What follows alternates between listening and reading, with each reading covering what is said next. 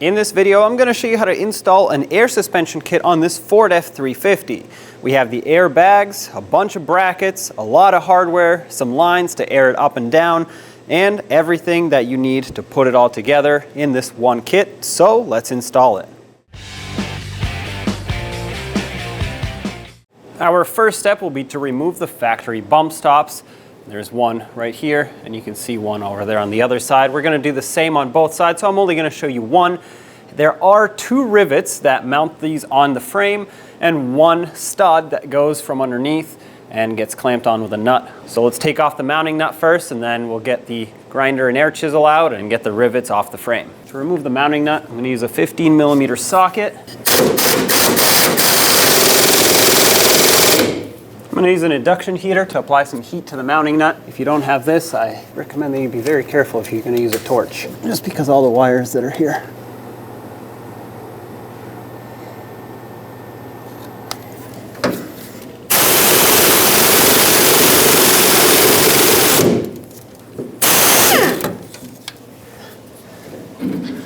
Now on the other side of the frame, on the outside that is, we have two rivets that we have to slice and then chisel off. So I'm going to cut an X on them, use my air chisel and take those off, and this is going to be able to be removed at that point.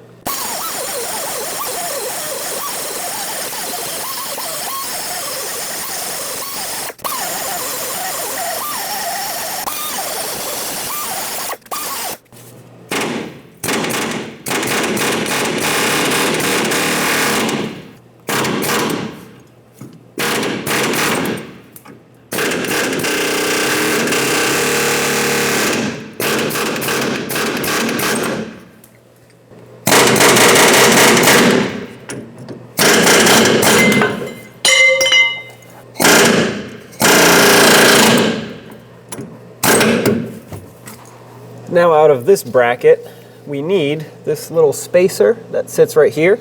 So punch it out with a hammer if you need to, but we're going to reuse this on the new bracket that holds the top of the airbag in.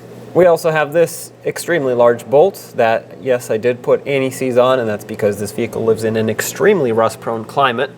I'm going to stick right through this hole. On this side, we have a little rubber insulator for this cable that I'm going to pull out of the way so that this washer, which is, by the way, the thickest of any of your washers that you're going to get in the kit, needs to seat tight up against the frame. Now we have this bracket that we're going to put up there, and that hole at the top is going to be clamped with that large bolt, and at the bottom you'll see that there's a square cutout. Now that square cutout is for one of the carriage bolts, and this carriage bolt will be the shorter of the two types of carriage bolts that you'll have. Just so you know, the longer one we'll use in a little bit. Then take that sleeve that we removed from the old bracket and slide it up there. And you're going to use the existing hole in the frame where that sleeve had a bolt going through for the bump stop to put this carriage bolt through with this bracket while lining up the top. I'm going to pull this wire aside so the wire can go over the bracket. You don't want that clamped underneath. There we go, just like that. It's going to almost stay in place by itself, but hold it. And I'm going to start by putting a washer on top of the carriage bolt that we just put through, and then a mounting nut. All of your mounting nuts are going to be exactly the same, so you're going to use the same nut for all applications, obviously except for this large bolt. With that started, I can let go of it and it won't fall off. There are also several washers that we're going to use on this big bolt up here, and they're as wide as the washer that I put on the outside, but a little bit thinner. I'm going to stack 3 of them. That's how much it takes for me to make up the slack between where the threads end on the bolt and where the bracket is, just like that. Then I'm going to install a locking washer, and finally the large mounting nut. To tighten this, you can either use an 1 1/8" socket or wrench, or a 28mm socket or wrench. I'm going to tighten this up, but not fully. I just want to get it close so the bracket can seat, so I can then tighten the bottom bolt and then snug them both up.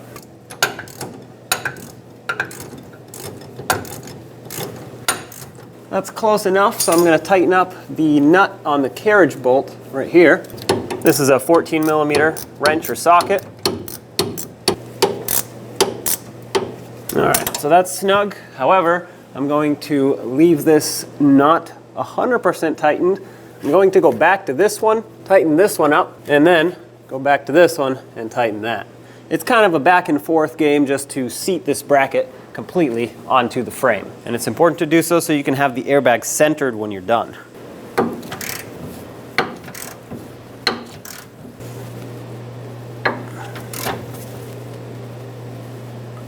All right, I got this nice and tight. You don't need to crank it down until obviously something gets damaged, but you want to make sure that you put a decent amount of force in it and clamp it down tight. It is a large bolt. Let's go back to the carriage bolt and finish that one up. I got a longer wrench so I can get more leverage. And the torque for this is 20 foot-pounds, but I will not be able to get a torque wrench in here just because of the space limitations, so I'm just going to do my best and tighten it up. 20 foot-pounds is not a lot, and really this is going to be under pressure anyway with a locking nut, so if you just make it snug, you should be good to go. All right, that's plenty tight. So this bracket is installed. Let's move to the bottom and install the lower brackets. On the bottom, this bracket needs to go right in here. However, you might notice that it fits without the top half, but when you put the top half in, you can't line up these holes to bolt these two together unless it goes right over where the shock mount is. So this being clamped on the differential, it isn't ideal to move it further in, but unless you modify this, which I don't recommend, you're going to have to move this just a little bit, about 1/8 of an inch inward, in order to make clearance for this bracket. So use a 15mm deep socket and break these free. You don't need to remove them or anything, you just need to loosen this up so that we can slide this bracket.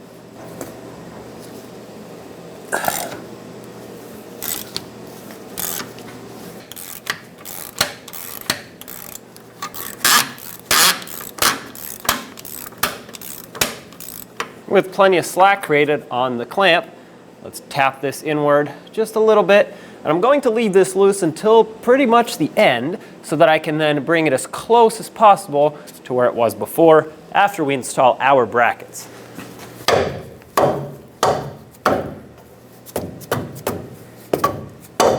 Now take this bracket, and by the way, now we're looking from the back of the truck. Slide that onto the differential. Then take the top bracket. The two tabs need to be facing towards the leaf spring pack and the rounded side towards the center of the differential. Slide this over and do what you need to do to line up these bolt holes, which once they do, you can stick some bolts through to get it to stay. And the mounting nuts, of course. Do the same on the other side.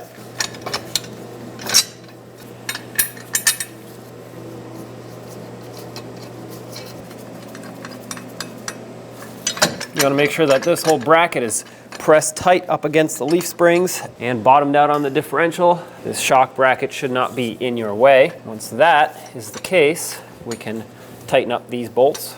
Use a 14mm wrench and socket to tighten these up.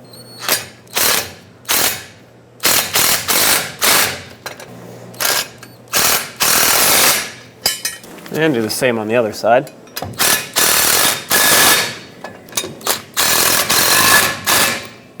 Now you're going to take the curved bracket that goes right below here, the longer carriage bolts, which go through here, and in this case we're going to want to pay attention to this brake line to not pinch it. So what I will do is actually pull it further away, just like that, so I can go on the outside of the bolt. That way if it ever needs to be serviced, it's not stuck in there. Start in this side. And do the same on the opposite side. I'm going to bring these closer, but I won't make these tight. I want this to move around a little bit so I can make sure it's seated flat for when the airbag goes on top of it. 14mm socket for this. Once again, just getting it close.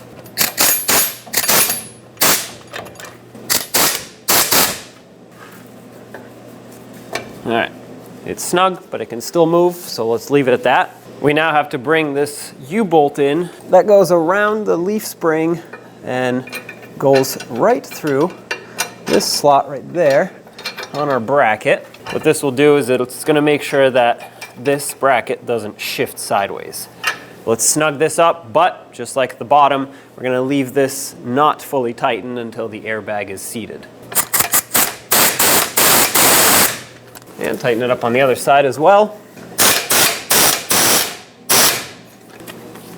All right, this can still move, so we'll leave it at that. What we're gonna do now is tap the bracket in, tap this against our bracket, and then we can finish tightening these up now that the bracket is in its final position. Even if it does move a tiny little bit, it's going to be okay, but I would like to have this finalized.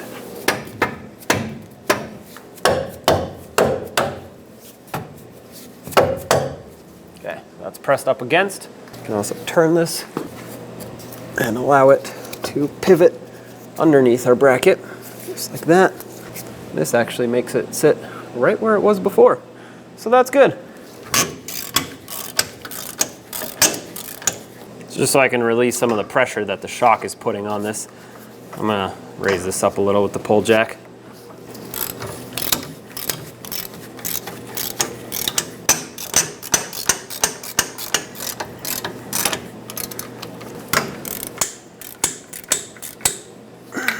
Just make sure these are even. You don't want it to have more pressure on one side than the other. I'm going to torque these to 30 foot-pounds. Now take the airbag with the air fitting facing up, and we're going to put this shield on it. Now you can run this in whichever direction you find it necessary. On the other side of the truck where there's exhaust right next to this airbag, put it in whatever direction. It's going to shield the bag from the really hot exhaust. On this side, there really isn't anything other than just debris and anything that might get thrown at it to protect from. So if you think you need to double up shields on the other side to be more protected from the exhaust, do so. Stick the airbag in there. At the top, the airbag needs to be held in with 2 bolts, and that's these flanged bolts. Now what I recommend doing is raising up the rear differential so you can get that airbag closer to the frame. Make sure it stays centered. That's about as close as I'm going to get it. Now the truck is starting to go up. So I'm going to take those 2 bolts, start them into the inner 2 holes over here. This part's going to be quite tricky. You'll have to find the threads with almost no space to look through. What I found though is if you have a flashlight that you can stick right down there, you can see the threads where they are at least.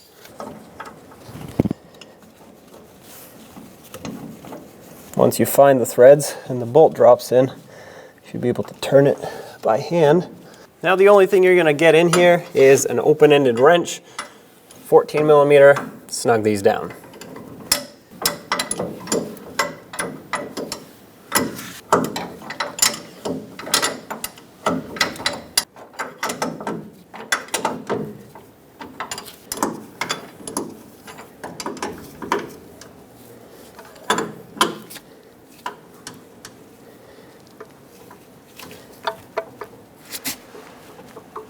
Okay, make those nice and snug.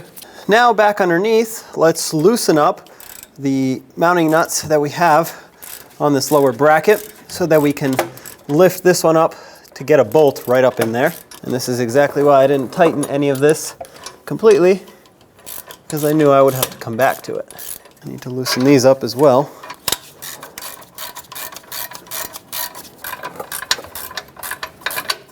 You want to pay attention now which hole the bolt is going to line up with. There are 2 holes right here. Only one can obviously go into the airbag, and it looks like it's this one towards the back.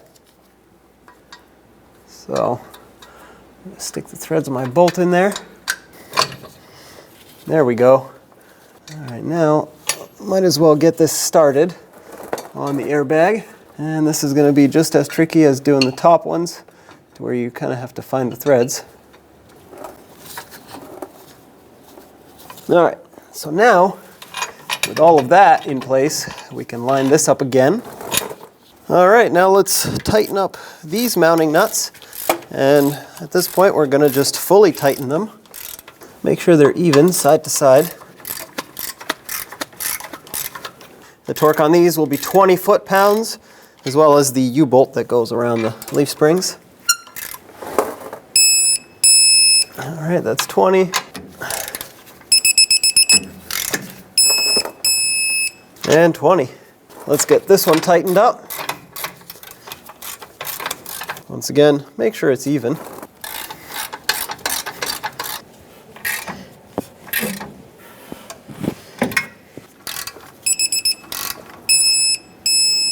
All right, that's 20 foot-pounds on this one.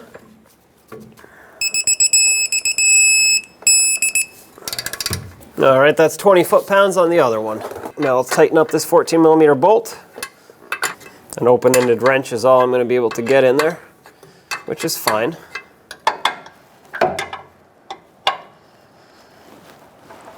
All right, that's snug. Now take the air line that's provided with the airbags and clip it onto the fitting. That's at the top of the bag. You want to make sure it's pressed in all the way. All right, that's connected in there. And then you want to just run it along the frame where it's protected and out of the way of anything that might catch onto it and rip it off. I'm going to run it along all these wires here, all the way to the back. And you're going to want to do the same thing on the other side. Once you have the line from both sides ran where you want it, you're going to take this T-fitting, connect one line on one side and another line on the other side. And then you take another line, stick it in the center, and on this one in the center, you can put the Schrader valve. And this you can now attach wherever you would like to fill up with air. Of course, tuck all of this out of the way or shorten it up. I'm leaving it extra long on purpose because this truck is actually getting a trailer hitch attached to it. So this has to move slightly out of the way and then be routed over and behind the trailer hitch. So that's why mine is extra long. But for you, route it wherever you would like. And here is the final result of our airbag installation. A few important notes is that minimal pressure should be 5 psi at all times. Normal air pressure is anywhere between 60 and 80 psi, and max pressure that these should ever be inflated to is 150 psi at full load. The burst pressure of these bags is rated at 550 psi, but obviously you're not going to inflate them that high. Now keep in mind that when you do put air in these, you always want to put air in them when the load is already applied to the truck, whether it's in the bed or in the trailer and the trailer's hooked up. Do all that first, then put air in these, because if you inflate them to, let's say, 60 psi, then you put 10,000 pounds on it, that's not going to be 60 psi anymore. Inside this airbag will be a much higher pressure, so keep that in mind. Test for leaks. If there are any air leaks, it's most likely from the line not fitting correctly on the fitting. So take it out, clean it, cut it again if necessary, reinsert it, test for leaks again, and take it for a road test. When only the best will do, demand TRQ. The only company that lets you view before you do. TRQ is committed to offering the highest quality aftermarket auto parts that are engineered for peace of mind. Thanks for using and viewing with TRQ.